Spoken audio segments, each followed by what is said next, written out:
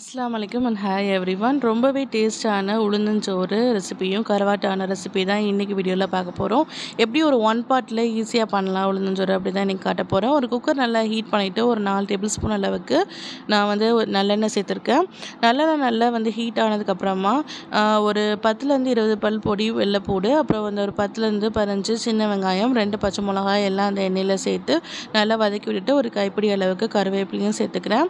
எல்லாம் கொஞ்சம் நல்லா பொரிஞ்சு வந்ததுக்கப்புறமா ஒரு டேபிள் ஸ்பூன் அளவுக்கு ஜீரகமும் சேர்த்துருக்குறேன்.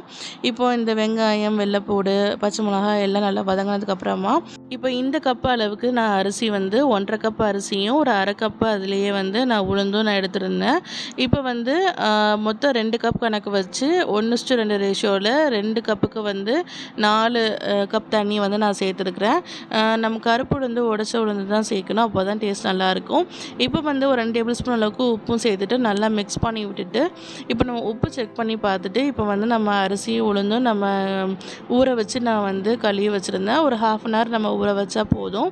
இப்போ வந்து இந்த அரிசியும் உளுந்தையும் சேர்த்துட்டு ஒரு தடவை நல்லா மிக்ஸ் பண்ணி கொடுத்துட்டு மூடி போட்டு அப்படியே ஒரு 4லேருந்து 5 விசில் விட்டுட்டு அப்படியே அந்த தம்லேயே விட்டுட்டிங்கன்னா உங்களுக்கு ஒரு சூப்பரான உளுந்தஞ்சோறு வந்து ரெடி ஆயிரும். இப்போ வந்து தம்லாம் ரிலீஸ் ஆன பிறகு ஒரு 10 மினிட்ஸ் கழிச்சு ஓப்பன் பண்ணுறேன். நல்லா வந்து உளுந்தஞ்சோறு நமக்கு வந்து வெந்து வந்திருந்தது. இந்த உளுந்தஞ்சோறுக்கு சைட் டிஷ்ஷாக நான் வந்து அவிச்ச முட்டையும் கருவாட்டு குழம்பும் சேர்த்துருந்தேன். இந்த கருவாட்டு குழம்பு பண்ணுறதுக்கு ஒரு மண் சட்டியை நல்லா ஹீட் பண்ணிவிட்டு ஒரு 3லேருந்து 4 டேபிள் ஸ்பூன் அளவுக்கு நல்லெண்ணெய் சேர்த்துருக்கேன். நல்லெண்ணெய் நல்லா சூடானதுக்கப்புறமா ஒரு டேபிள் ஸ்பூன் அளவுக்கு கடுகு, அப்புறம் கொஞ்சமாக சீரகம், அப்புறம் வந்து வெந்தயம் எல்லாம் சேர்த்துக்கலாம். இப்போ வந்து கொஞ்சமாக வந்து ஒரு 10, 15 வெள்ளைப்பூடு வந்து தோல் உரித்து வச்சுருந்தேன். அதையும் சேர்த்து நல்லா வந்து ஒரு தடவை மிக்ஸ் பண்ணிவிட்டு அப்புறம் ஒரு 10லேருந்து 15 பொடி வெங்காயம், 2 பச்சை மிளகா, அப்புறம் 2 பெரிய தக்காளி, ஒரு கைப்பிடி அளவுக்கு கருவேப்பிலை எல்லாம் சேர்த்து அந்த வெங்காயம், தக்காளி எல்லாமே வந்து நல்லா சாஃப்டாக வெந்து வரணும். அதுக்கு நம்ம மூடி போட்டு அப்படியே ஒரு 10 மினிட்ஸ் லோ ஃப்ளேமில் விட்டோம்னா நல்லா வந்து சாஃப்டாக வெந்து வந்துடும். இந்த மாதிரி கரண்டியால் நம்ம அந்த வெங்காயம், தக்காளி எல்லாத்தையும் நல்லா மசிச்சு விட்டுக்கணும். இப்போ வந்து இந்த குழம்புக்கு தேவையான குழம்பு மசாலா தூள் சேர்த்துடலாம். நான் ஒரு 2லேருந்து ஒரு 3 டேபிள் ஸ்பூன் அளவுக்கு குழம்பு மசாலா தூள் சேர்த்து நல்லா வந்து கொஞ்சமாக தண்ணி சேர்த்து நல்லா மிக்ஸ் பண்ணி அந்த குழம்பு வந்து நல்லா கொதிக்கணும். இப்போ வந்து ஒரு டேபிள் ஸ்பூன் அளவுக்கு உப்பு சேர்த்துக்கிறேன். இப்போ நல்லா ஒரு தடவை அந்த குழம்பு வந்து நம்ம மிக்ஸ் பண்ணி விட்டுக்கலாம்.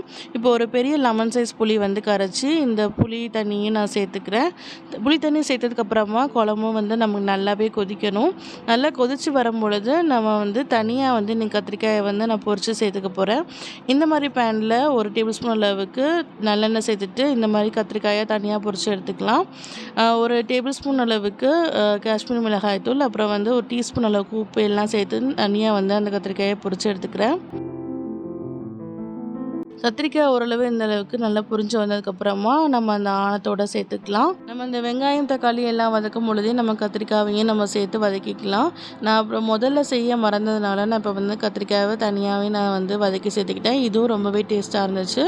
இப்போ கழுவி வச்சுருந்த கருவாடு எல்லா பீசஸையும் வந்து நான் சேர்த்து நல்லா ஒரு தடவை மெதுவாக மிக்ஸ் பண்ணி விட்டுக்கலாம்.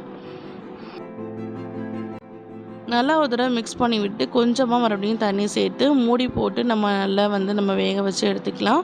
ஒரு 10 மினிட்ஸ்க்கு அப்படியே லோ ஃப்ளேம்லேயே விட்டோம்னா நல்லா வந்து கருவாட்டு ஆனால் நல்லா மணக்க மணக்க எண்ணெய் பிரிஞ்சு வந்திருக்கும். இந்த மாதிரி ஓரத்துலலாம் நல்லா எண்ணெய் பிரிஞ்சு வந்து நல்லா கருவாடு, கத்திரிக்காய் எல்லாமே சாஃப்டாக வெந்து வந்திருந்தது. நான் இன்றைக்கி சேர்த்துருக்க கருவாடு வந்து அசலா கருவாடை தான் நான் வந்து கட் பண்ணி சேர்த்துருக்குறேன். ரொம்பவே டேஸ்ட்டான கருவாட்டான உளுந்தச்சோறு, அப்புறம் வந்து அவிச்ச முட்டை காம்பினேஷன் ரொம்பவே நல்லா இருந்துச்சு. கண்டிப்பாக ட்ரை பண்ணி பாருங்கள். எந்த ரெசிபி உங்களுக்கு பிடிச்சிருந்தா மறக்காமல் லைக், கமெண்ட், ஷேர் பண்ணுங்கள். என் யூடியூப் பேஜை ஃபாலோ பண்ணிக்கோங்க.